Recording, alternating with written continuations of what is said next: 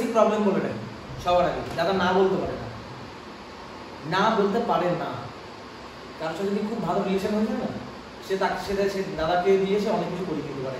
100-এ 100 বললাম, তুমি জিজ্ঞেস করে দেখো, এটা বাস্তব যে না বলতে পারে না। আমি সবাইকে বলি না, আমার মধ্যে রাম আর রাবণ দুই বিরাজ করে।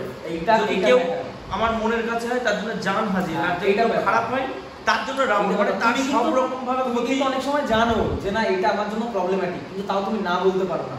তুমি হয়তো নাটা তুমি অন্যভাবে বলছো, এই না আমার না জানো তো এই জিনিসটা না এটা এইভাবে করলে ভালো হয়, তবুও ওনার মধ্যে একটা ভয় সবসময় কাজ করে, সম্পর্ক নষ্ট হওয়ার। একদম 100-এ 100 বলে দেয়, ওনার ক্যারেক্টারে বলে দেয়, দ্যাটস কল সাইকোলজি। ওনার তাকানো, কথাবার্তা, হ্যান্ড শেক, মুভ, এগুলো থেকে বলে যায়। দাদা খুব লজ্জা পায় যে এই কী ভাবলো, কী মনে করলো, কীভাবে নিচ্ছে, এই ওনারটা কর্মচারী এই ভালো ভালো, এই জিনিসগুলো তোমার মধ্যে কাজ করে, রাইট?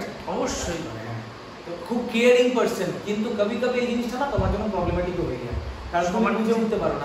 সবাই তোমাকে টেকেন ফর গ্রান্টেড মনে করে ফেলে, সবার কাছে যদি রেসপেক্ট রাখতে জানো। এটা আমাকে অনেকে বলেছে, কিন্তু কি মনে হয় বলতো, আমি তো খুব গ্রাউন্ড লেভেল থেকে উঠেছি, তো আমার কখনো এটা মনে হয় না যে মানে ওই মাটি ছেড়ে আমি কোনোদিন পারবো না। মানে অনেকে আমাদের ছেলেগুলো অনেক সময় অনেকবার বলেছে যে তুমি তোমার মতন ইয়ে করো, পার্সোনালি নতুন কারোর সাথে কথা বলবো না, এরকম করে প্রফেশনাল জগতে। দাদা ওই যে এই দাদা কিন্তু